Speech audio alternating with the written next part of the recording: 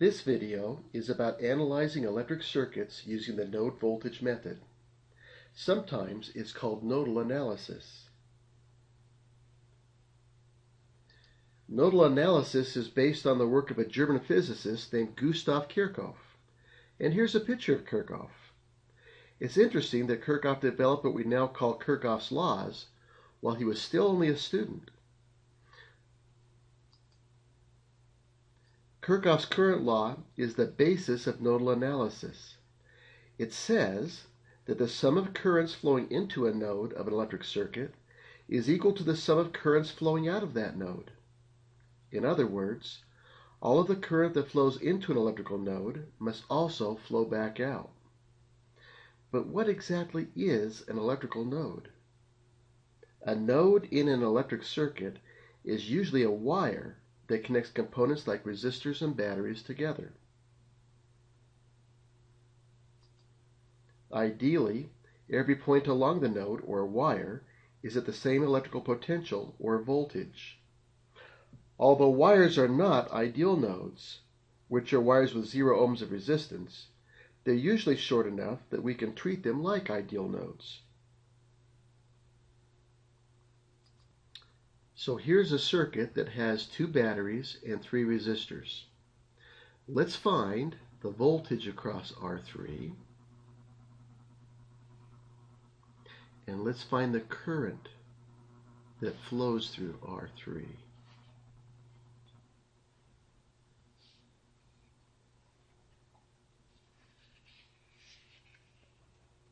The first step is to label all of the voltages. The ones that we know we'll give numbers to, and the ones we don't know we'll assign a variable. The first step is to assign voltages to all of the nodes that we know. In this circuit, it would be convenient to call this 0 volts. If that's 0, this is positive 10 volts. And over here is minus 30 volts. We don't know this voltage, so let's just call that X.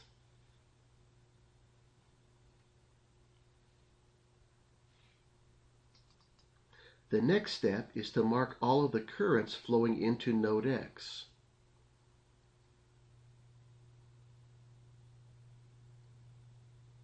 So there's I1.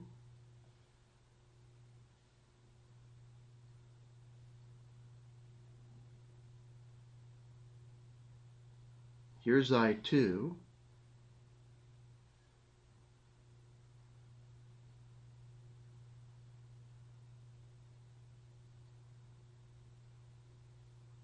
Then here's I3.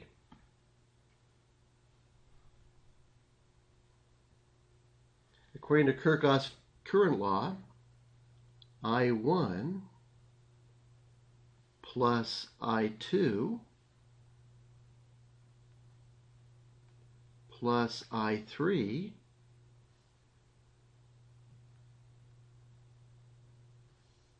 equals 0.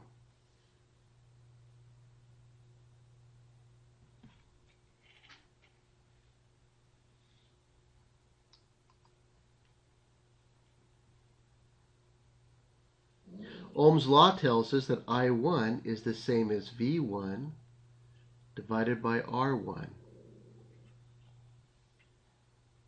And I2 is V2 divided by R2. And I3 is V3 divided by R3. And all of that still equals 0.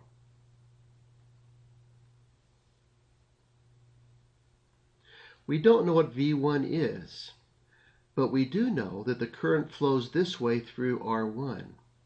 And at this end we have 10 volts. At this end is the unknown voltage X. And the difference between 10 and X is V1. So we can rewrite V1 as 10 minus X. And we know what the value of R1 is. R1 is 6 ohms. Let's put the R1 there and 6 ohms there. We know that I2 flows through this resistor. It flows from a negative 30 volts to the X volts. So the difference is going to be minus 30 minus X, and the value of R2 is 12.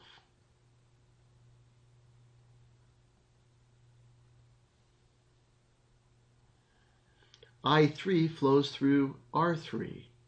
It flows from 0 volts to the unknown value of X volts. That's the difference across R3. So we're at 0 minus X, and the value of R3 is 4 ohms. And all of that is still equal to 0.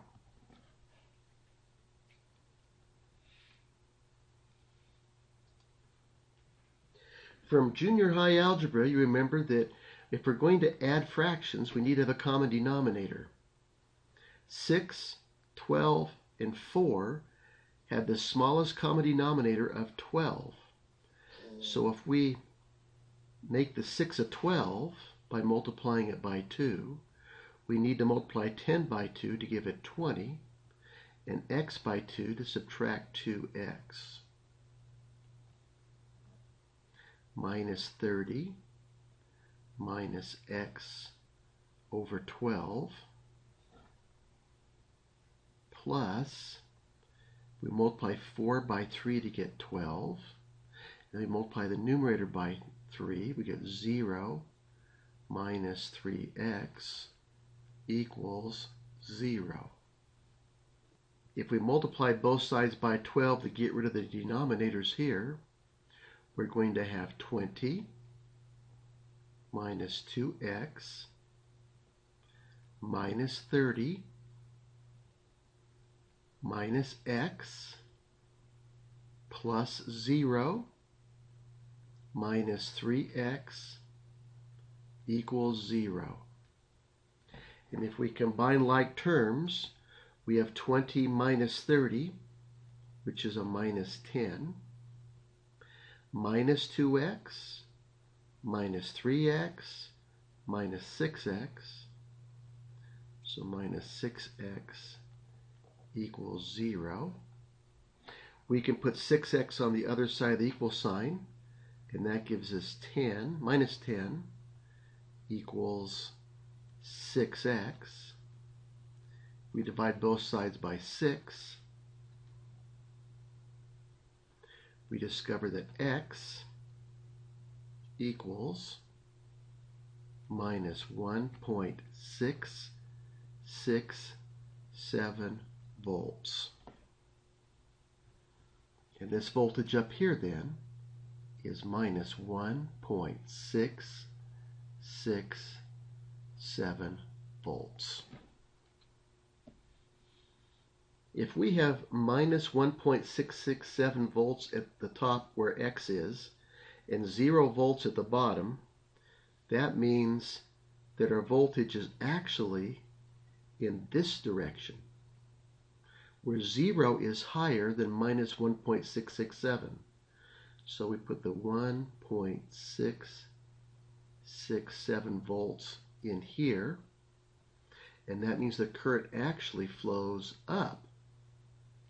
And that current, I, equals 1.667 volts divided by 4 ohms, and that gives us 0.418 amps.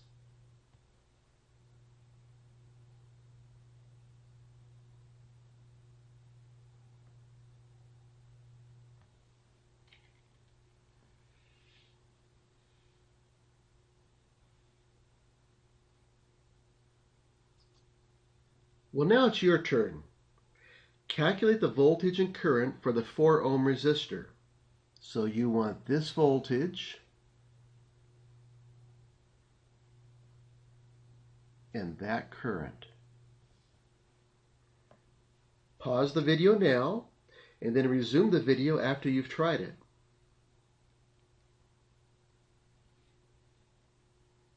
Okay, let's see if you got it right.